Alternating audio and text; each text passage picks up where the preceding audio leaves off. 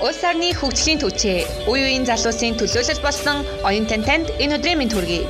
Бид хүндэт зочинтойгоо амжилттай суралцах, амьдрал, ажлын байранд хэрхэн өөрийгөө бэлтгэх талаар ярилцдаг лээ. Биднийг сонсож байгаад баярлалаа. Оюутан гэр бүл тавтай морил. Оюутан подкастын 13 дахь дугаар тавтай морил. Та бүхний амралт маш сайхан өнгөрч байгаа гэдэгт итгэлтэй байна. Амралтыг тань илүү өнгөлөг, үр бүтээлтэй өнгөрөх сэтэл өгөхөөр оюутан гэр бүлээс 11 өдрийн сорилт буюу чаленжийг эхлүүлээд байна. 11 өдрийн турш өдөр бүр өөртөө эсвэл бусдад эерэг зүйлийг түгэх даалгаврыг биелүүлээд хаб инновацийн төвд 7 хоног өнгөрсөх эрхий эзэн болох боломжтой байгаа. 7 хоногийн эхлэлтэй давхцаад өнөөдөр эхлэлийн өдөр байгаа. Даалгавруудаа нөхөж их боломжтой учраас эхлэлийн өдрөөрөө эхлэх боломжтой байгаа шүү. Энэ дугаарын хувьд бид Ганбаатар овогтой Тэмүүлэн эрхмийг урьж маш сайхан яриаг өрнүүллээ. Тэрээр Be Your Own President буюу BYOP подкастын хөтлөгч бөгөөд Хонконгийн City их сургууль, Education их сургууль болон JET англи хэлний сургуульд ажиллаж байсан эрхэмлээ. Магадгүй энэ подкастын хамгийн гол мессеж нь өөрийгөө үнэл байлаа. Яагаад тийм хийсэн бэ гэдгийг энэхүү подкастаас сонсоорой. Энэ удаад гүнсэн хорол, санжаанар тантай хамт байх болно. Бид эхлэхэд бэлэн, харин та чихвчэж хагалаарай. 13 дугаар маань эхлэхэд бэлэн болоод байна. Өнөөдрийн хүндэт зочин маань Тэмүүлэн ах маань оролцож байна. За ингээд та сонсогчид маань өөрийгөө давчхан танилцуулж өгнө. За сайн бацхан намайг Тэмүүлэн гэдэг би багш хүн байгаа, англи хэлний багш хүн. 2016 онд Монгол Улсын их сургуулийн олон улсын эдийн засгийн харилцааны университет төгсөөд одоогийн байдлаар Хонконгийн 2 ихтэй сургуульд багшилсан туршлагатай, дээрээс нь JET багшилж исэн туршлагатай байна. За та хувьдаа Be Your Own President гэдэг подкастыг хөтлөж явуулдаг. Энэ подкастын тухай сонсогчид маань сонирхол болно. За тэр нэгсэндээ 3 жил биш юм аа 5-6 жилийн өмнөөс би хууны хөгжлийн талаар айгүй сонирхож эхэлсэн. Тэгээд би оюутны ISET гэдэг байгууллаганд ажиллаж байхдаа айгүй хөгжлийн талаарх ихтгэлүүд, семинарууд, өөрсдөө гишүүнтэй болон нийт тавьдаг гэсэн юм байна. Тэгээд бас төгснөөс хойш ингээд гадаад ажиллаж сурч байхдаа айгүй олон өөрийнхөө талаар юм ойлгосон, нийгмийн талаар, хууны хөгжлийн талаар юм ойлгосон. Тэр ойлгосон юм бусдад түгээх, бусдад ойлгуулах зорилготойгоор хийж байгаа. Тэгэхээр яагаад англи хэлээр явуулдаг вэ гэх юм бол Монголд англи хэлээр явуулдаг подкаст байдаг ховор байдаг. Тийм болохоор би өөрөө бас англи хэлээр ярих хэрэгтэй юм байна. Бас англи хэлээ бас өдөр болгон давтах нэг арга болж байгаа юм байна. Энэ жагаар. За манай сонсогч маань таны подкастыг сонирхвол яг ямар платформыг дамжуулж олох боломжтой вэ? За iTunes, Podbean, тэгээд Castbox гэсэн 3 аппликейшн дээр BYOP гэдээ хайх юм бол гараад ирнэ. SoundCloud дээр апплод хийх болсон. Яагаад гэх юм бол хугацаанд дүүрсэн. Тэгээд 2 цагаас илүү юм хийж болохгүй гэхээр тэгэхээр тэгвэл ашиглахгүй хайцсан баг. За тэгээд Тэмүүлэн ахыг бүрээд бид нэр судалж байхдаа Тэмүүлэн ах маань саяхан 75 хоногийн чаленж гэдэг өөртөө тавьсан байсан. Тэр чаленжийн тухай ярьж өгөөч тавчаа. Тэр 75 өдрийн чаленж нь юу вэ гэхээр нэгсэнтэй өөрийнхөө эсрэг дайнд ялах зорилготой чаленж баггүй. Яг тийм бол би ч өөрөө угаасаа дандаа ингэж юмд бууж өгдөг, юмд хайхрамжгүй ханддаг, айгуу тийм оюун бодлын хувьд айгуу сул дорой хүн байсан. Тэгээд тэр дайныхаа эсрэг ялах гэж оролдож байгаа би өөртөө ийм чаленж тавьсан баггүй. Тэгээд одоогийн байдлаар бол уг нь 26 дахь өдөр дээр явах байсан. Гэхдээ 20 дахь өдөр дээр би нэг юм ухаараад би дандаа юм хагас дутуу хийх юм байна. Энэ чаленж хийхдээ хүртэл өдөрт 2 удаа 45 минутын дасгал хийх хэрэгтэй гэж хаад 45 минут биш 30 минутаар нь хийдэг ч юм уу 10 хуудас ном унших хэрэгтэй гэж хаад 8 хуудас уншаад ингээд барахдаг ч юм уу тийм. Тэгээд өөрийнхөө талаар тиймэрхүү сул талуудыг ингэж баг багаар нь олж нээгээд тэрийг илрүүлээд тэрийг одоо засгаж олж байгаа. Тэгээд сая 6 өдрийн өмнө эхний өдрөөс нь эхэлсэн байна. Буцаад бүр эхнийхээ өдрөөс эхэлж Бүр эхнээсээ эхэлсэн гэсэн. Өдөр болгон яг юу хийх ёстой вэ? За сайн миний хэлсэнчлэн 2 дасгал хийх ёстой. Хоёулаа аль аль нь 45 минут байх ёстой. Нэг нь заавал ч гадаа байх ёстой. Тэгээд тэрийг бол би өглөө эрт босоод гүйж байгаа. 45 минутын турш гүүн алхам тийм хойлоо. Тэгвэл бол тасалдгүй хөл гэж байна. Тэгээд нөгөөд нь болохоор 10 хоц хувийн хөгжлийн талаар эсвэл entrepreneur эсвэл бизнесийн талаар ном унших. Өөрийнхөө нэг зураг авах. Тийм. Тэгэнгүүтээ 3.5 литр ус уух. Тэгээд хамгийн сүүлийнх нь болохоор дайетэнд явах. Тэгээд тэр дайетэнд ерөөсө чит хийхгүй. Би өөртөө болохоор сахар ашиглах уу, тэгээд баг гурилан бүтээгдэхүүн ашиглах гэсэн тийм дайет тавьсан байгаа. Тэгэхгүй талах айгүй хэрэгтэй. Гэхдээ одоо гоймонтой шүлмэл хийнгүүт би ерөөсө идэхгүй. Талахтай өндөртэй талах мал. Тийм. Айгүй сонирхолтой юм. Сонсогч нар магадгүй хэрэгжүүлэхийг хүсэж байвал хэд их дугаар дээр лээ энэ чаленжийнхаа тухай би хэд дугаараас сонирхон. Гэхдээ би одоогийн байдлаар нэг 10 дугаар хийсэн байгаа. Тэгэхээр тэр дундаас уусаа BYOP гэнгүүтээ 75 hard 75 hard гэх юм уусах гараад ирнэ. Англиар байгаа та нар сонирхол үзээрэй. Миний бодлоор энийг эхлүүлчихвэл бас өөрийнхөө нэг сул талаа аягүй сайн илрүүлт юм байлээ. Одоо жишээлбэл бол зарим хүмүүс ингээд нэг тийм жижигэн деталь анхаардаггүй гэдгийг ойлгодог ч юм те. Одоо ингээл өдөрт нэг зураг авах ёстой мартаад ингээд явчихдаг ч юм уу. Тэр бол амар энгийн хамгийн амархан юм хөтлөө яг ингээд тиймэрхүү жижигэн деталуудыг орхиж ажиллаа хийдэг хүмүүст бол шууд ингээд өөрт нь тэр сул талыг нэг илрүүлээд өгчтэй юм байлээ. Тэр нь энэ чаленжид бол амар сонирхолтой санагдсан. Зураг авдаг нь өөрчлөлтөө мэдхийн тулд мотивац болох талаас нь тийм. Би бол тэр зураг болгоноос постлог байдаггүй тийм. Тэгэхгүй санаа зовж шүү. Таны нэг зургийг харсан юм байна. Тийм. 6 дахь хоног дээр байлуу. Хэд хоног? 2 дахь хоног дээр. Биш хамгийн ихний өдрөө тийм нэг 2 зураг оруулсан юм да. Тийм. Тэр нь болохоор би ингэж бодсон байхгүй. Нэг эхний өдрийнхаа зураг тавиад 15 дахь хоногийн зураг тавиад 30 дахь хоногийн зураг тавиад 45 60 75 гэж бодсон байхгүй. Тэгээ яг 15 дахь өдрийнхаа зургийг нэг төдөлтөй ингэж харьцуулаад тавьсан чинь хүмүүс бол өөрчлөгдсөн байна гэсэн юм над хэлжлээсэн л та. Дотны найзууд гэр бүлийнхаа. Тэгээ явж байгаа 20 дахь дээр фейлдсэн.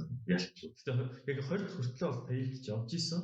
Тэгээ зүгээр хүлээн зөвшөөрөхгүй л байсан байхгүй. Ерөөсөө би муу хийж хэрэгс чинь их бодохгүй. Гүрийгээд явсан. Одоо бол яг ясумын дагав хийж байгаа. Одоо бол яг яс хийж байгаа. Одоо өмнө ингээл би нэг шош идэж штэ. Тийм шош аваад тэр лазан дээр 2 г сахар гэдэг юм. Яа тийм сахар ч юм бас шош ч юм уу би энэ сайн гэж ингээд хоолндоо хийждэг бас. Одоо бол ерөөсөө тийм байхгүй.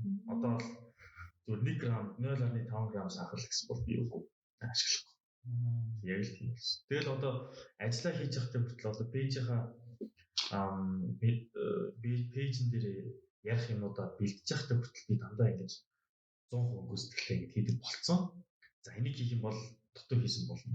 Тэгвэл би одоо миний ингээд бүр цаанаасаа дутуу хийх юм бол амжилтгүй болно гэсэн тиймэрхүү ингээд миний толгойд ингээд тогтцсон байгаа байхгүй.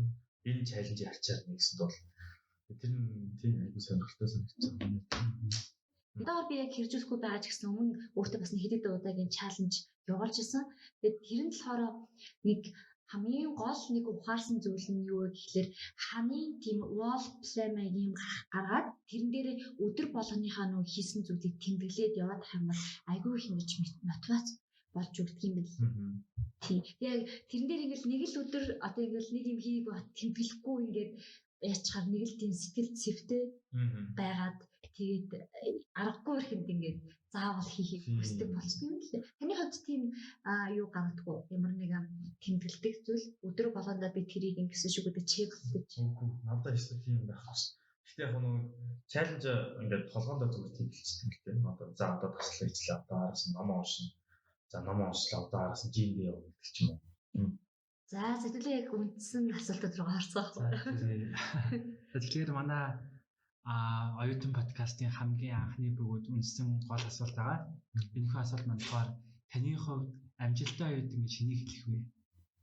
За миний хувьд амжилттай оюутан хэнийг хэлэх вэ гэх юм бол яг оюутан байх хугацаанд хэрэгтэй мэдлэг, туршлага, чадруудыг хоригдолж авсан оюутныг хэлнэ гэж би бодож байна. Яг гэх юм бол төгсөөд оюутнууд бол ямар өөрийн мэргэжлэрээ ч юм уу эсвэл мэргэжлэр биш ч юм уу те нэг ажилд ингээл яаж байгаа л орох угаасаа хэрэгтэй болохоор эсвэл бизнес эрхэлдэг ч юм уу. Тэгэнгүүт яг төгсөөд тэр нэг хийх гээд байгаа бизнес эсвэл тэр авах гээд байгаа ажилдаа хэрэгтэй мэдлэг, туршлага, чадруудыг хоригдолж авч чадсан тэр оюутныг бол амжилттай оюутан гэж хэлнэ гэж би өөртөө бодож байна. За яагаад тэгж байгаа вэ гэх юм бол жишээлх юм бол би 2016 онд төгсөхдөө өөрийнхөө англиний чадрыг сайжруулсан байсан. Хүмүүсийн урд илтгэх чадрыг сайжруулсан байсан. Тэгээд би яг толгойдоо бодоод за надад ийм хоёр чадвар нь юу хийх вэ? За англиний багш болчих. Дэлхийгээр аялъя. Тэгээд би ингээд шууд Хонконг руу яваад ингээд Азийн баах орнуудаар ингэж аялж гисэн. Тэгэнгүүт би бол жишээлбэл бол өөрийгөө яг би оюутан байх хугацаанд хичээл дээр амар идэвхгүй оролцоод шалгалтууд дээр хуулж муулаад ингээд тэгж явдаг байсан юм. Тэрийг болохгүй би яг тэр бол мэргэжлээ буруу сонгоцсон байсан. Гэхдээ сургуулаа бол буруу сонгох гэж бодож байна. Тэр сургуульд орсноор тэр мэргэжлийг сонгосноор маш олон хүмүүстэй танилцсан, маш олон боломжууд нээгдсэн. Миний амьдрал бол одоо хүртэл болоод өнгөрсөн. Тэгээд би тэрэнд бол нэг юм харамсал байдаггүй. Тэгээд нэгсэндээ би бол төгсөхдөө угаасаа шууд ингээд ойлгосон. За би энэ мэргэжлэрээ ажиллахгүй юм байна. Миний сонирхох мэргэжил биш юм байна. Би одоо өөр юм хийнэ. За тэр хийх юм багш юм байна. Тэр чадвар надад байгаа юу байна? Мэдлэг байгаа юу байна? Тэгэхээр яг би ингээд өөрийгөө амжилттай оюутан байсан гэж бол 100% хэлэхгүй л дээ. Баяр муу сурдаг байсан болохоор. Гэхдээ та нар өөрсдөө одоо ингээд бүр нэгдүгээр курсээс ахуулаад те нийгмийн ажил хийдэг ч юм уу сайн дүр ажил хийдэг ч юм айгүй олон тиймэрхүү нэг байгууллага гараад ирсэн шүү дээ. Ингээд өөрсдөө чинь ажлын байран дээр ингэж оролцож байгаа хөгжүүлэх тэр юмнуудыг ингээд хийж үзэх хэрэгтэй. Чадвар мэдлэг хоригдлох хэрэгтэй гэж би бодож байна. За яг энэ асуулттай холбогдоод нэг асуултыг асуух хүслээ. Тэрний юу вэ гэхээр оюутнууд төгсөөсөө өмнө мэдэж авах чухал дөрвөн зүйл юу юм болоо таны хувьд? За оюутан болгоны мэдэх ёстой дөрвөн зүйл юу вэ гэх юм бол за яг энэ дөрвөн зүйлийг би өөрөө бодож байгаад сүүлийн хэдэн жилийн турш ингээд гадагшаа аялаад Монголд ирж нэг ажиллаад тэгээд буцаад гадагшаа аялаад тэгж ажиллаад тий нэгсэндээ гадаадын зах зээл ямар хөө юм бэ? Монголын зах зээл ямар хөө юм бэ? Ажлын хүчин ямар хөө ялгаатай юм байт юм байна гэсэн энэ харьцуултыг хийсний үндсэн дээр гаргасан юм дөрвөн зүйл байна. За тэрний хамгийн ихний юм нь юу гэх юм бол Монголд маш олон ажлын байр байгаа гэдгийг оюутан залуучууд ялангуяа маш сайн ойлгох хэрэгтэй. Яагаад гэх юм бол маш олон тийм стартап компаниуд байгууллагууд нэг нэгээр ингэж үүсгэн байгуулагдаад гадны хөрөнгө оруулалттай компаниуд ингэж орж бүр ингэж бараг өдөр болгон сахуу орж ирж байгаа тийм. Тэгэнгүүт гол асуудал нь юунд дээр байгаа вэ гэхээр тэр ажилд орох олигтой чадварлаг мэдлэгтэй ажлын хүчин ерөөсөө байхгүй гэдэг нь асуудал байгаа байхгүй. Яг гэх юм бол за ингээд бизнесийн ингээд маркетинг менежерээр ингээд нэг хүн ажилд амаар ингээд тэгэнгүүт 100 хүн апплайд лаа тий маркетинг менежер. Тэр хүмүүс бол тэр дунд нь яг маркетинг менежер ч юм уу маркетинг чиглэлээр сурж исэн, ажиллаж исэн маш олон хүмүүс. Тэгвэл яг тэр 100 хүнээс нэг хүнийг л сонгох тийм үү. Тэгээд тэр нэг хүн тэр 100 хүнээс хамгийн чадварлаг нь байгаа болоод сонгогдсон. Гэхдээ тэр нь магадгүй тэр компани хайж исэн тэр нэг хүн байхгүй ч бол тий тэр компани ингээд өөрөө За энэ 100 хүнээс уг нь алийг замааргүй байна. За хамгийн чадварлыг нь авъя. Яагаад гэх юм бол манайд угаасаа маркетинг менежер хэрэгтэй байгаа учраас гэдэг ч юм уу. За энэ яг бас бүх ажлын байранд ийм байдаг гэж хэлгээгүй. Гэхдээ энийг оюутан залуучууд ингээд ашиглах хэрэгтэй гэж би хэлдэг байгаа байхгүй юу. Нэгсэндээ яаж тэр 100 хүн дундаас хамгийн чадварлаг нь хамгийн мэдлэгтэй хамгийн боловсон хүч нь байх вэ гэдэг асуултыг та нар өөрөөсөө ингээд асуух хэрэгтэй байхгүй юу. Та нар одоо өөрөө ямар мэргэжлэр одоо жишээлбэл би багш мэргэжилтэй хүн гэдэг тэгэнгүүт би хааж очсон тэр компани юм уу сургууль ч юм уу те намайг авахыг хүснэ гэдгийг би бол өөртөө 100% итгэлтэйгээр хэлж чаддаг. Яг тийм бол би гадаад ажиллаж исэн туршлагатай гадаадын одоо дэлхийн 49 жагсдаг их сургууль би IELTS-ийн багшаар оюутнуудад мэдээж заажсан. Тэгээ би өөрөө нийгмийн идэвхтэй хүмүүстэй харилцах чадвартай эрүүл чирэг амьдралтай тий миний зуршлууд бол бүгд аюул сайн. Тэгэнгүүт би бол ерөөсөн ямар ч компанид бол ямар ч сургуульд бол ялангуяа авахд бол аюул үнэтэй гэж өөрийгөө үнэлдэг. Тэгэнгүүт залуучууд та нар өөрсдөөсөө асуух хэрэгтэй байхгүй. Яг та нар ийм олон ажлын байр байхад тэр ажлын байранд орох тэр боловсон хүч яг таарсан хүн байж чадах уугүй юу гэдгийг өөрөөсөө асуугаад байхгүй байх юм бол өөртөө жоохон өөрчлөлт гаргаад тэр боловсон хүч нь болоод тэр ажилд ороход хэрэгтэй бүх мэдлэг чадварыг ингээд хоригдлаа гэсэн утгатай баггүй. Захны өмнө юм байна. За агай хотой ярих зүйлтэй яг. Хоёр дахь юм нь юу гэх юм бол яг саяны ярьсан юмтай холбоотой. Өөрийгөө үнэлж сурах хэрэгтэй. За залуу хүмүүсийг ялангуяа за зөвхөн монголч биш дэлхийд даяар залуу хүмүүсийг дандаа ингэж доош нь дарахж болдог. Ялангуяа хөш хүмүүс. Чи залуу байна миний дүү саяар цалинд орчих гэдэг. Саяын цалинд ажиллаж орчих. 500 мянган цалинтай ажиллаж орчих. Чи дөнгөж төгссөн юм биш юунд мөнгөд ингэж их сураад байгаа тийм чи туршлага авах гэж оролдсон гэдэг ч юм уу. Тиймэрхүү байдлаар залуучуудыг аягүй хүмүүс доош нь дардаг. Тэгэд нэг асуудал нь энэ донд бас гарч байгаа нэг асуудал болохоор залуучууд өөрсдийгөө үнэлж чадахгүйгээс үнэлж мэддгүйгээс болоод тэр хүмүүсийн үгэнд ингэж автаж өөрийгөө доош нь хийгээд тэр цалингийн ингээд хүлээж аваад ажилд нь ордог гэдэг чинь. Яг би яагаад ингэж хэлээд байгаа юм бол би өөрөө бас яг энэ асуудал тулгарч ирсэн. Намайг одоо жишээлх юм бол би ингээд хувийн хүслийн талаар би дөнгөж 23 таахгүй. Тэгэнгүүт би хувийн хүслийн талаар ярих юм мөн үү гэдэг тэгэнгүүт 30 хэдэн настай бизнес эрхлээд амжилт олцсон хүмүүс бол намайг харангуйтай агаан дөө юу хийж байгаа юм бэ? Ийм юм ярих болоогүй. Чи одоо зүгээр дугуй доошоо суугаад тий ажиллаа хий. Тий. За яг дугуй доошоо суугаад нүдэн ханаад ажиллаа хийж болно. Гэхдээ би ийм хийж болохгүй гэсэн юм бол байхгүй тий. Тэгээд яг юу гэж хэлэхэд байгаа юм гэхээр ялангуяа ажилд орж байхад өөрийнхөө тэр хоригдсан ажил туршлагатай туршлага чадвар мэдлэгэн дээр суйрлаад өөрийгөө ямар үнэтэй гэдгийг мэдчих хэрэгтэй. Тэгэнгүүт та нар одоо нэг компанид орчих удаа шууд компани асууж шүү дээ. За та ямар хэдэн төгрөгийн цалинтай ажилламаар байна? Тэ? Ажил авах гэдэг чинь. Тэгэнгүүт залуучууд за би дөнгөж төгссөн юм чинь дөнгөж төгссөн хүний цалин за 800 мянга байлаа. Тэ? Эсвэл 600 мянга гэдэг чинь. Тэгэнгүүт за 800 мянга яшээ. Тэгсэн чинь нөгөө компани чи амар чадварлаг байна шүү дээ. Бид нар чамд сая 500 өгчээлтэй гэж хэлэхгүй л хэвгүй. Тэ? Дандаа л 800 мянга дэм юм шиг байна. 600 мянга гэвэл яа чи. Тэгэл доорт багасгах гэж оролдсон тий. Нөгөө компанид бас хамаг мөнгө одоо цалин ингээд өрмээргүй байгаа шүү дээ. Тэгэнгүүт нөгөө залуучууд нь ингээд за нэрэл би дөнгөж төгссөн юм да. За 600 мянгаар ажилд орчих. Тэгэнгүүт тэнд нэг жил ажиллахынхаа туршид эсвэл гэрээнийхээ хугацааныхаа туршид би амар бага цалинтай ажиллаж юм ёо гэх ингээд өөрийгөө хараагаал уурлал тий. Тэгээ ингээд цалингаа ихсгмээр байдаг гэсэн чинь нөгөө компани хүний үзэн юу яриад байгаа гэрээтэй ажиллаж байгаа шүү дээ. Чиний гэрээн дээр чинь 600 ингээд тусагдсан байна. Тэгэл нөгөө нь амьдралаа үзэн ядаж эхлэн өөрийгөө зээж эхэллээ. Тэгвэл анханасаа өөрийгөө ингээд зөв үнэлсэн бол тий. Хэрвээ та нар үнэхээр оюутан байхын туршид амжилттай оюутан байж чадсан бол өөрийгөө шууд ингээд орохдоо сая 500 үнэлдэг чинь. Тэгвэл компани бол ойлгомжтой бас багс шүү дээ. Юу сая 500 чи дөнгөж төгссөн шүү дээ. Сая.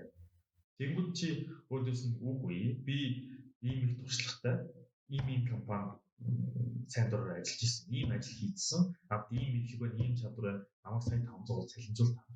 Тэгэнгүүт компани бол үгүй яг тэгж хэлэх компани байна. Гэхдээ эцсийн компаниуд бол чамд хэрэггүй л байна. Тэ? Өөрийнхөө ажилчтай үнэлж чадахгүй компани хизээж тэр ажилчтай бол ерөөсөө хөгжүүлж чадахгүй. Тэгэхээр өөрийгөө үнэлснээр тэр компани чамайг үнэлээд тодорхой хэмжээр сайжруулах талаар бодно тийм. За саяных ингээд хоёр дахь юм. За гурав дахь юм руу авах. За гурав дахь юм нь юу вэ гэх юм бол өөрийн давуу тал ашиглаад одоо зах зээлд ямар шинэ ажил төсөл мэргэжлүүд тренд болж байна гэдгийг сайтар ажиглах хэрэгтэй. Жишээлх юм бол одоо үед ямар мэргэжил, ямар ажил, ямар чадрууд тренд болж байгаа. Жишээлх юм бол бичлэг эдитэлт чадвар бол айгүйх тренд болж байгаа тийм.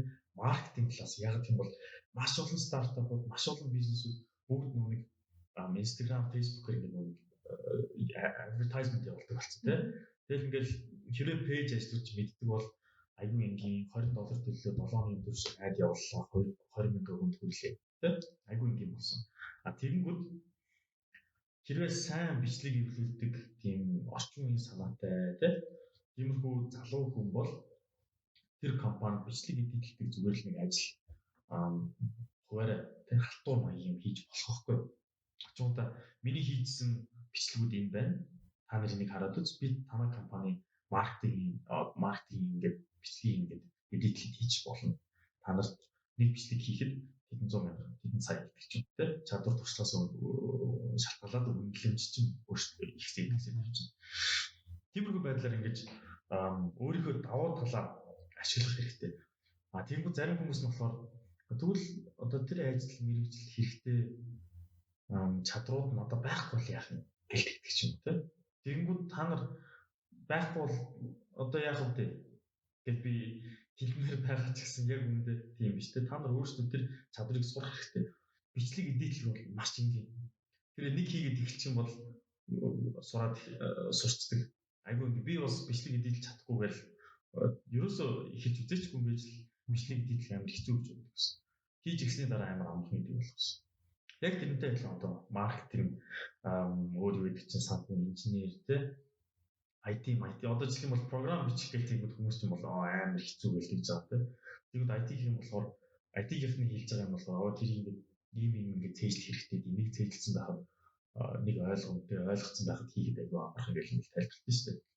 Тэгэхээр яг тэрнтэй адилхан зах зээлийн тренд хаана вэ те хаашаа чиглэж байна. Тэрийг та нар нэг анзаараад үзтээ те.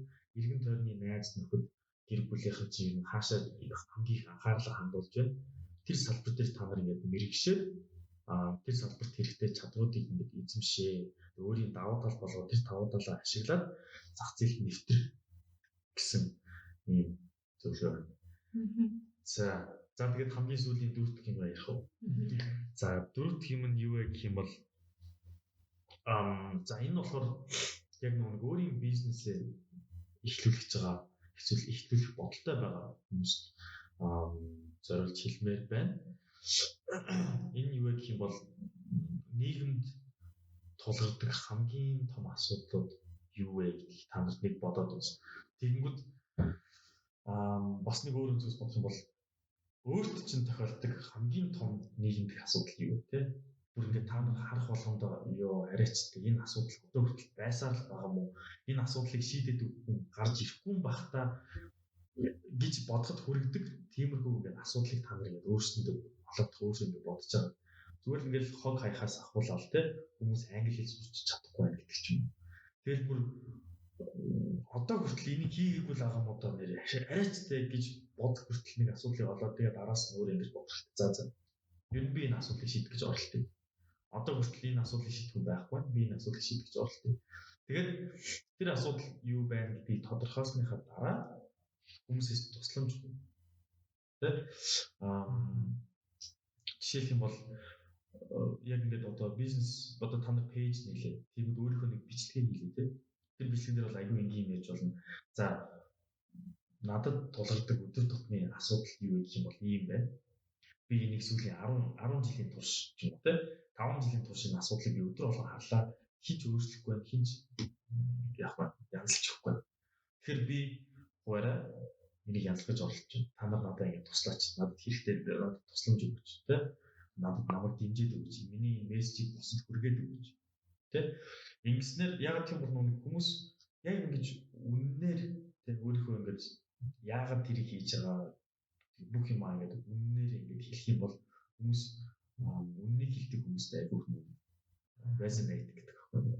Emphasize тэр нь болохоор ингээд бас нэг өнцгөөс ингэж харж чаддаг гэх юм уу да. Үннийг хэлээд ингэ чин сэтгэлээс юм асуудлыг шийдэх гэж байгаа хүн болгоо чи одоо тэнийг муугаа гэж тэрч хэлэхгүй. Харин ч энэ хүү ямар зөв бодолтой хүн бэ? Энэ охиныг дэмжиж өгөөрэй манайхаа гэдэг чинь. Тэгээ шийдэл боломж. Тэгээд яг нүг та нар одоо ингэ нэг асуудлыг оллоо. Тэ? Тэр шийдвэр сонголтыг гарлаа. Бусдаас тусламж авлаа. Тэгэнгүүтээ араас нь яг гэх юм бол тэрүүгээр ингэ бизнес хийх гэж оролдох хэрэгтэй байна. Тэ? Яг гэх юм бол аль хэдийн л нийгмээс нийгэмд ингээд хэрэгтэй зүйл ингээд хийж байгаа бол тэрнээс ингээд ашиг олох гэж оролдох хэрэгтэй шүү дээ. Дандаа яг өөх нь бол зөв. Гэхдээ өгөхийг хажуугаар бас авч явах хэрэгтэй байхгүй. Яг тийм бол хүн өгж байгаа хажуугаар авахгүй бол хүн нөгөө бууж өгөх магадлал нь айгүй их байдаг. Тэгмүүд нөгөө хүмүүс чинь ингээд яагаад бизнес хийх зүгээр өнгөл хийх юм бэ? Тэгмүүд та нар тэр хүний амьдралын өнцгөөс харалтаа бүхэл мөнгө цаг энерги нэг юм зарцуулж байгаа мөртлөө ямар ч мөнгөн тэ санхүүн ашиг олохгүй байхад тэр хүн яаж үргэлжлүүлж тэргээ хийх юм тэ өөрийнхөө хамаг юмаа зараад тэр асуудлыг шийдэх гэж оролцсон байхад хүмүүс ямар ч мөнгө өгөхгүй байхаар яах юм тэ тэр хүн бол хизээ нэг зүйл болно шүү дээ за би ямар ч мөнгө олохгүй юм байл эсвэл бизнес хийгээд ядаж хийж байгаа юмнаас ингэж ашиг олох хэрэгтэй ийм дөрвөн зүйлийг хэлмээрээс юм да. Хоёр юм бодсон. Маш их санал нийлж байна. Тэгээд би эндээс сайн нэг зүйлийг бас нэмж асуумаар санагдлаа. Өнөөдөр яг Монгол хүн болгоод англи хэл сурахыг хүсэж байгаа. Та өөрөө бас англи нөөш. Тэгээд таны бас нэг постыг уншиж байгаад билүүдээ. Англи хэл сурах чинь бол яг өөрсдөө л яг хийгээд суувал маш амархан. Тэгээд тэгсэн мөртлөөсөө бид нар яг яадаг вэ гэхээр арга барил нь буруу байна эсвэл ингээд сургалт амжаанд яваач ингээд хөгжихгүй байна. Тэгээд ерөөсө бурууг ерөөсө бусад руу илүү хичээдэг. Гэхдээ яг харж байгаа болохоор яг өөрөө ямар сургалтанд яваагүй байжаад мундаг англитай болоод гадаад суугаад явж байгаа хүмүүс бас үнэн шүү дээ. Тэгээд таны хувьд яг англи хэл яаж сурч ирсэн тэгээд хүүхдүүдэд зөвлөе гэвэл яаж англи хэл сурах зүгээр болоо.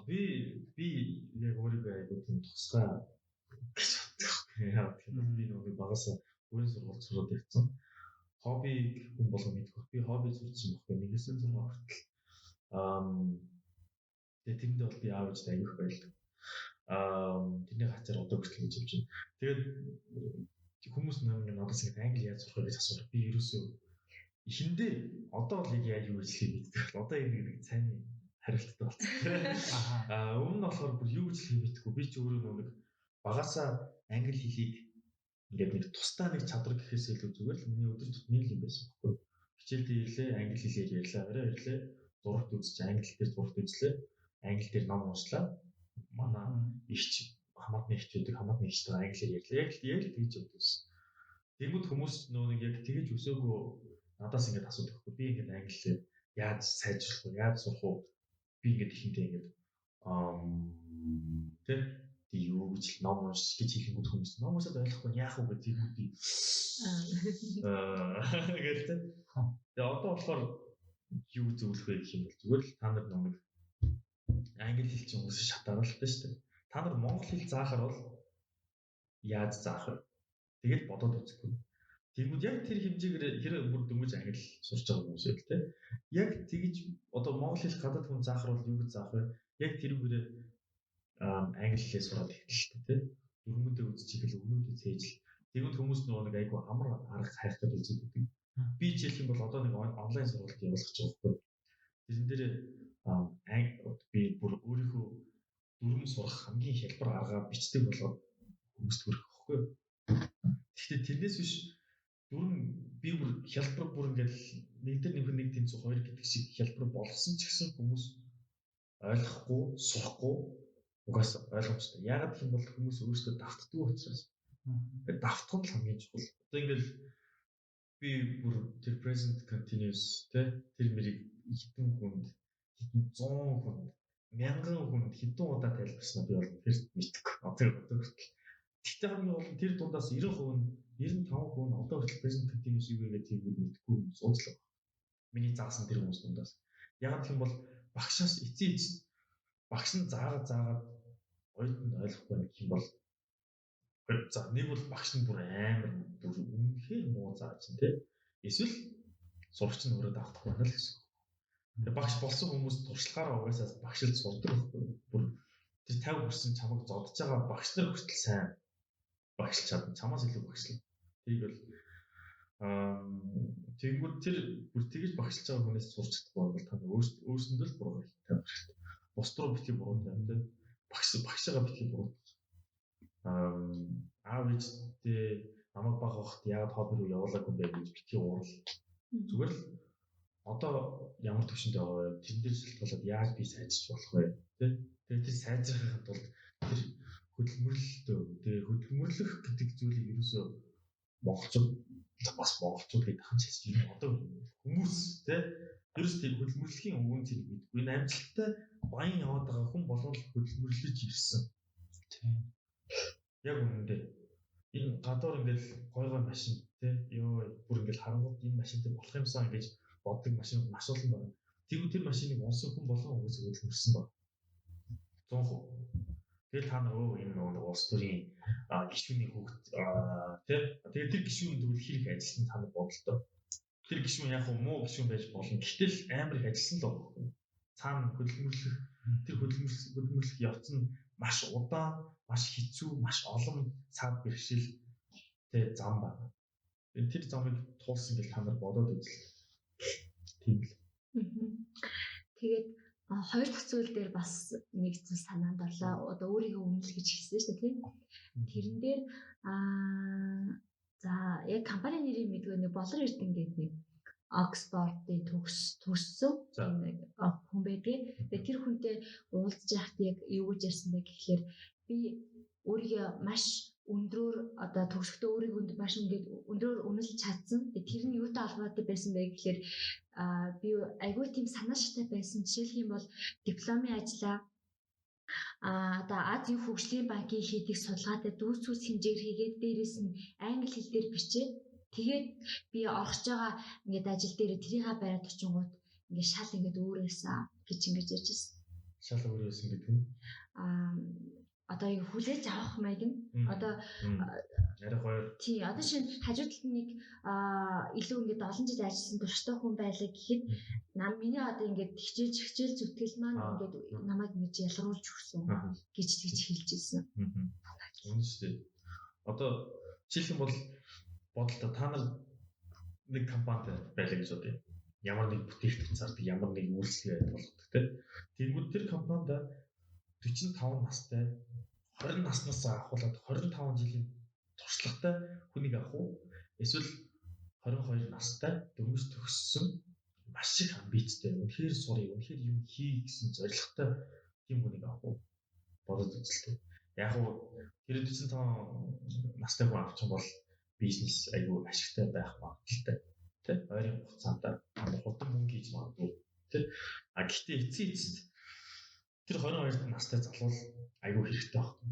Яг тийм бол тэр уурын компани зөвхөн мөнгө, зөвхөн бүтээгдэхүүн гэхээс илүү маш олон зүйл байна. Тэр компани ирээдүйн хэдэн жилийн турш хэрэгтэй байх уу? Дээрээс нь тэр компани уур амьсгал. Тиймэрхүү зорилготой нэг ажилчин байхад тэр компани босхийг тавьж өгдөг. Хамгийн зорилготой, хамгийн амбицтай манай гишүүн, манай ажилчин энэ байна гэх тийм босд ажлынхан за энэ хүн шиг байх хэрэгтэй гэдэг стандартыг өргөснөөр хүн болгон нэгттэй гэж хөгждөг байхгүй. Тэгэхгүй 45 таа нэг юм мэддэг хүн ороод ирэнгүүт хүн болгоо. За энэ хүн чинь бас л нэг юм мэдээл ингээл хийж лээ тий. Би одоо өөрийгөө л бодъё доо гэсэн тиймэрхүү би бодолтой болдог. Тэгвэл 25 настай хүний хажууд 22 настай илүү амбицтай тэр хүн тавьчихгүй 25 настай үуч. Би чи одоо хөгшөрчлөө яалаа. Бидгүүч 25 таа бол юу лээ. За чи ер нь би бас өсөлтөө шүү гэсэн тэр занг нь гараад ирээ тэ. Тэгээ хүн чинь угаасаа хоорондоо дандаа өрсөлдөж идэг болохоор тиймэрхүү нэг амбицтай хүмүүс нь илүү компани сургууль гэдэг ч юм уу эсвэл байгууллага аюул хэрэгтэй. За ингээд л дараагийн асуулт руу орцгаах уу? Маш сонирхолтой яриа өрнөж байна. За тэгэхээр одоо таны оюутан насаар жоохон баялаа гэж бодож байна. Таны оюутан насны хамгийн дурсамжтай мөч тань юу байсан бэ? Хамгийн дурсамжтай мөч гэх юм бол би 2-р курсынхаа 100 Польш руу аялж ирсэн. Польш руу аялахдаа яг нэг ASEC гэдэг байгууллагад ажиллаж байсан гэсэн чинь тэр үгээр явж ирсэн. Сайн дурын солилцооны хөтөлбөр явуулдаг байхгүй. Нэг бүрддэг үйлчлэгээнүүдийн нэг нь. Тэгээд би яг тэр гадагшаа явуулдаг хилцсийнх нь дарга нь байсан байхгүй. Даргаар сонгогдсон яг дараагийн жил. Тэгээ бэлтгэл ажил хийжснаа би ингэ бодсон байхгүй. Би ингээд нэг бүтээгдэхүүн хүмүүст олгоод байт тийм гадагшаа явж тэгээ гадаадыг хийц гадаадд сайн дурын ажил нийгэмд өөрчлөлт гаргах гэл амар их юм яриад мөсийн анги болгоно очиж би гэж юм ярьдаг гэсэн байхгүй. Гişүүд дагуулаад за одоо чи ороод яа одоо би ороод ирээ та нар сонсороо тий. Тэгэл тэгэнгүүт ингээд би бодсон байхгүй. Би ерөөсөө өөрөө юм солилцооны хөтөлбөр явж байгаагүй байж яаж энэ бүтээгдэхүүнийг хүмүүс зарах гэдэг вэ тий. Яг үнэхээр юу нь гоё байдığım уу гэдгийг мэдэхгүй байгаа мөртлөө зарах гэж бодлоо. Тэгэхээр би өөрөө явах хэрэгтэй юм байна гэж бодсон. Тэгээ би аав ээжээс гоогаад ингээд аав ээжээ бууж байгаа явуулаач гэсэн чинь манай аав ээж за тэгээд хацуулж явуулсан. Тэгэл 7 сард яваад 9 сард би буцаж ирээд 9 сар шууд хичээлд орж ирсэн. Тэгэхэд л яг миний амьдрал өөрчлөгдөөл ирсэнтэй нэг шиг. Яг тийм бол дөнгөж 18 нас хүрэл шууд гадагшаа явсан байхгүй. Яг тийм бол 17 настай хүүхдийг чинь ганцаараа аялуулж болохгүй гэдэг тийм шүү дээ. Тэгээ би яг анх удаа ингэж гадаад руу аялаа. Тэгэл тэр үед чинь ингээд 2 сарын турш гутарч нэг үзэн тэ ууралж нэг үзэн буцмаарч санагдсан гэрээд санана тэгэл бүр ингээл амар шамар хойж байна амар гойч үед тэ. Тэгээ 2 сарын дараа би юу ойлгосон бэ гэхээр би ер нь л гадаадаар аялах хүн юм байна. Би ер нь л нэг нийгэмд өөрчлөлт гаргахгүй юм шиг байна. Би ер нь л нэг том юм хийх хэрэгтэй хүн юм шиг байна гэж би ингээд өөрийнхөө талаар ингээд эдитийн ингээд тодорхойлолтод гаргасан юм да. Тэгэл тэрнээс хойш дандаа би нэг юм ингээд зорддог болсон. Яг нэг юу зориод байгаагаас мэдгүй. Тэгсэн мэтлээ ингээд бүр ингээд за ястан тэр яаж ч байгаа ирээдүйд гоё амьдрын гэсэн ингээд бодолтой болсон. Тэгээд тэр нь миний хувьд бол айгуу дурсамжтай мөч юм ингээд болчихгүй. Тэгээд тийм л хата. Тэгээд би ер нь оюутнууд зөвлөж хэлэхэд бүр яаж иж байгаа ч хамаагүй мөнгө хадгалж байгаа ч хамаагүй гадагшаа нэг аялаад үз яваад үз ганцаараа тий. Тэгэнгүүт та нар ерөөсөө л амьдралын туршид ойлгож байгаагүй юмнуудыг тэр хэдхэн хоног хэдхэн сарын дотор бол ойлгоно. Тэрийг би 100% олж байна. Гадаадд яваад юм ойлгоогүй ирдэг хүн бол уусаа ганц ч байхгүй. Тэрийг би 100% баттайгаар хэлж чаднаа. За тэгэхээр бол таны хувьд хамгийн дурсамжтай оюутан насны үе бол таны ерөнхийдөө зорилгоо олсон үе гэж хэлж болох нь шүү дээ. Яг зөв. Тэгвэл одоо манай дараагийн асуулт юу вэ гэхээр таны яг өнгөрүүлж ирсэн хамгийн тийм мөр ашигтай хамгийн сайхан өнгөрүүлсэн зуны амралт чи юу вэ? Одоо яг нэг зуны амралт болоод оюутнууд их одоо зун юу хийхэд төлөвлөж байгаа, зарим дадлахтаа харж байгаа, зарим нь болохоор юу хийхээ мэдгүй л явж байгаа. Тэр хүмүүс зөвлөж хэдвэл за ер нь саяных лайсан л байна. Гадаад руу яваа гэж юу? Гэхдээ яг нь миний төгсөлтийн жил байна л да 16. Тэгж яхад би ангийнхантайгаа төгсгөл явсан. Тэр үед ер нь бол аюу байсан. Юмны уусаа ямар нэг юм хичээл нэг юм цагт дуусч ийж яг ингэ дууссан үед нь тэ төгсгөлт нь хүн яг нэг ямар сайхан байсан, ямар үр шигтэй байсан, ямар аз жаргалтай байсан, ямар хэцүү байсан гэдэг ч юм те. Бүх тэр өмнөх туулсан бүх юмыг ингэж нэг тосгон бодоод нэрээ яг бүх юм дуусчлаа шүү гэсэн тэр төгсгөлийн мөч бол хиндж байсан. Айгуу тийм гоё мэдрэмж төрүүлдэг. Би дахиж төгслийн дахиж тэр зургийг давтах гэх юм бол үгүй би давтахгүй. Яг тийм бол тэр бол миний англи болцсон ганц л бакалаврын төгсгөлийн 100 байсан. Тэгээд тийм юм дахин давтна гэдэг хүмүүс бол үгүйс балцах би өөрсдөө хийхгүй. Тэгэхдээ яг юу нь гоё юм бэ гэх юм бол зүгээр л яг тэр зуны яг нэг төгссний дараах тэр мэдрэмж нь одоо ингээд амьдрал төл тавилаа гэсэн тэр мэдрэмж нь айгүй сайхан байсан. Яг тийм бол өмнө ингээд би оюутан юм чинь тийм хийж чадахгүй. Би оюутан тий. Би оюутан юм чинь одоо яг гэл дандаа тэгж боддог гэсэн. Тэгээд төгссөн дараа болохоор би одоо юу ч хийж болох юм бэ штэ гэсэн тэр нэг тийм эрхчлөлт байдал бол амар сайхан санагдсан. Би яг нэг тийм эрхчлөлттэй байх хэрэгтэй юм шиг. Тэгэл яг тэр үед би юу амьдралдаа юу ч хийж болох юм байна гэдгийг ингээд ойлгоод Хонконг руу явсан. Төгсөл яг 2 сарын дараа төгснөхийн 2 сарын дараа тэгэл явсан. Тийм байна. Тэгээд яг таны сайн ярьсан мэдрэмж бас одоо яг 10 жилээ төгсөж байгаа хүүхдүүд мэдрэгдэж байгаа. Тийм. Тэгэхээр тэднээс бас дараа жил оюутан болоод ирнэ. Тэнгүү тэр шинэхэн оюутнуудад хандаж хэлэх үг байгууллаа. Яг нэг аль сургуульд орж байгаа шалтгаалаад ондоо л доо. Жишээлх нь бол анагаахын оюутны амьдрал, мөсийн оюутны амьдрал хоёр бол шал ондоо шүү дээ. Гэхдээ оюутнууд бол оюутан юм чинь. Ер нь яг миний өмнө хэлсэн юм шиг та нарт яг нэг оюутан л юм чинь те дөнгөж 18 настай нэгдүгээр курст орж иж байгаа. Та нар нөгөө зугаацах үе гэж байна те. Have fun байх үе байна. Тэрийг бол бүгдээрийн зүгээр experience зүгээр зугаац те. Ерөөсөө та нарыг хорсын юм байхгүй. Тэгэл уусаал залуучууд яавал гэжтэй баг бахтаа угаасаа ингэж цагийг хойг гүйчих хэрэгтэй гэж тэгдэж штэ. Тэр л өстой байна. Цагаа зугаацч өнгөрөх. Гэхдээ бас хажуугаар нь өөрийгөө нэг болсон хүч болгох гэдгсэн шүү дээ. Чадвартай байх гэхдээ туршлагатай болох гэдгсэн. Тэрийг хизэж мартаж болохгүй. Яг тийм бол зугаацж иж болно гэхдээ хажуугаар нь тэр зугаацхаасаа илүү магадгүй эсвэл зугаацах хэмжээтэй адил хэмжээгээр ажиллах хэрэгтэй. Тэ? Ажиллах хэрэгтэй, сурах хэрэгтэй, өөрийгөө хөгжүүлэх хэрэгтэй. Тий, ер нь бол тийм л энэ. Өөр нэг юм хэлэхгүй тэгэл угаасаа оюутнууд угаасаа өөрсдөө ойлгодог. Эхний 2 дугаар курс өнгөрөөл тэгэл. За гэж би юу хийх вэ гэж. За 2 жилийн дараа төгсгөө дээ штэ тий. Тэгэл яг 3 дугаар курс ирэл за дараа жил төгсөж 4 дугаар курс ирлээ. Юу вэ? Хаана ажилд орох вэ гэж. Тэг яг зарим хүмүүс нь болохоор айгүй азтай. Манай жил юм бол манай нэг ангийн хүүхд бүр 2 дугаар курс авахлаа нэг компанид ажилласан. Одоо хүртэл тэндээ ажиллаж байгаа юм шиг үлээ. Яг мэдгүй байна. Гэхдээ тиймэрхүү нэг яг тэр мэдлэгийн туршлагатай чадвартай гэсэн хүүхдийг бол шууд компаниуд ингээд авчлаа шүү дээ. Чи ч үгүйс манайд ажиллах юм байна даа гэл. 2 дугаар курсээс авахлаа бүр бэлдэж байна. Надад бол юу тийм байгаагүй намайг ингээд аваад ялж чи манайд ажиллах гэсэн юм байгаагүй. Гэтэл би өөрийнхөө боломжтой бүтээгээд ингээд хийгээд болж байна. Та нар хэрэг над шиг оюутан байх юм бол алдах юм байхгүй шүү тэ. Би ингээд айгүй муу сурдаг байсан. F авч үзсэн. Миний диплом дээр D байгаа. Тэгэхээр миний 33.2 шүү. Дундаж байх бол айгүй инgi. Тэ? Гэхдээ бас нэг харахгүй байгаа юм гэх юм бол би айгүй их сайн дурын ажил хийдэг гэсэн.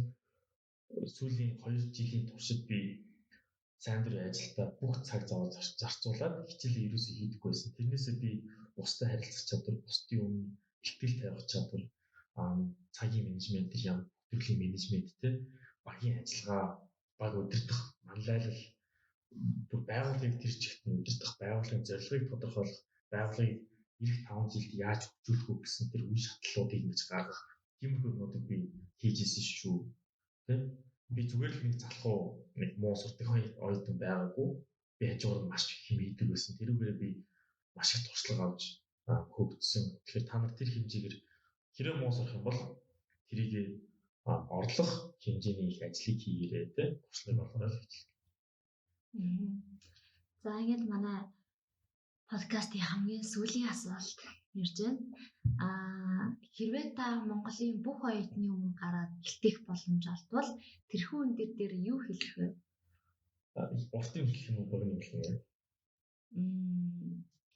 Өрөөл дураараа. Бүх оюутнууд яваад гэсэн үү? Тийм Монголд улсад байгаа гэж. Нэг газар цуглаа гэж бодъё л та. Тэгээд тэрний өмнө гараад үг хэлэх боломжтой.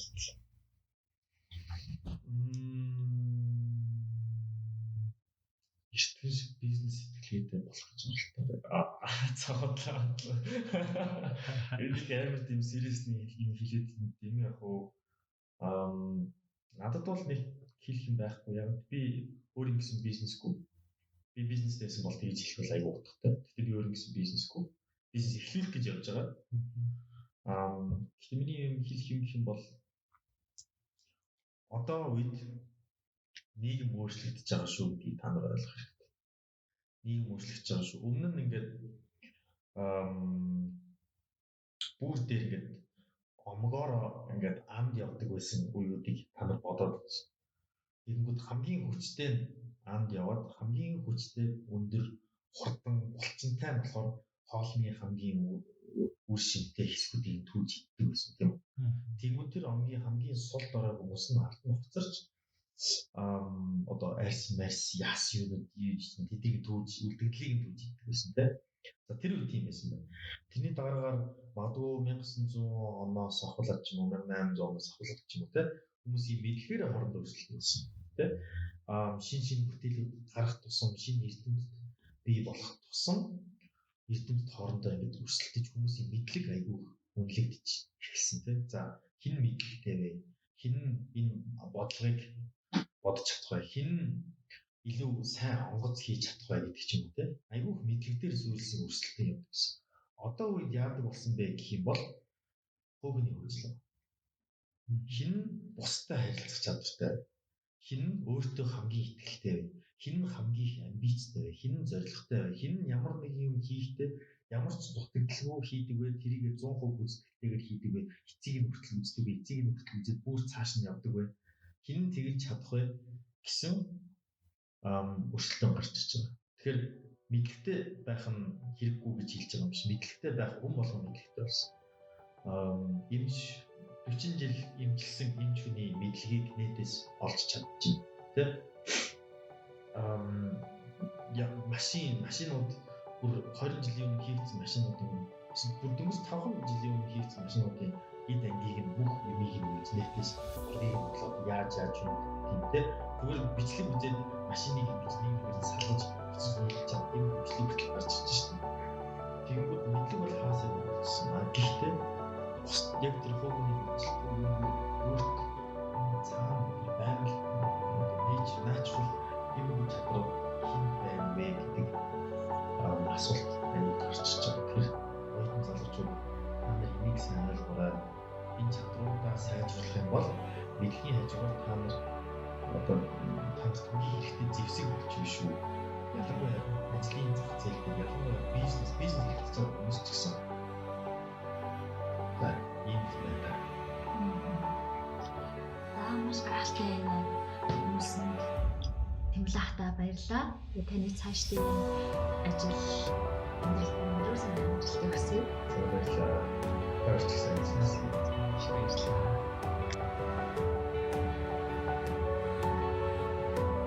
Ийхүү манай оюутан подкастын 13 дахь дугаар энэ хүрээд өндөрлөж байна. Амжилтанд хүрэх гол түлхүүр бол бэлэн болохоос өмнө эхлэх хэмээн Америкийн алдарт амьдралын дасгалжуулагч Мария Порлиа өгүүлж байжээ. Бэлэн болохоос өмнө өөрийгөө сорих чаленжийг эхлүүлэх, өөрийгөө үнэлж сурах алхмыг авах сэдлийг төрүүлсэн гэдэгт итгэлтэй байна. Мөн оюутан подкастаас зарласан чаленжаар өнөөдөр бол эхлэх өдөр байгаа.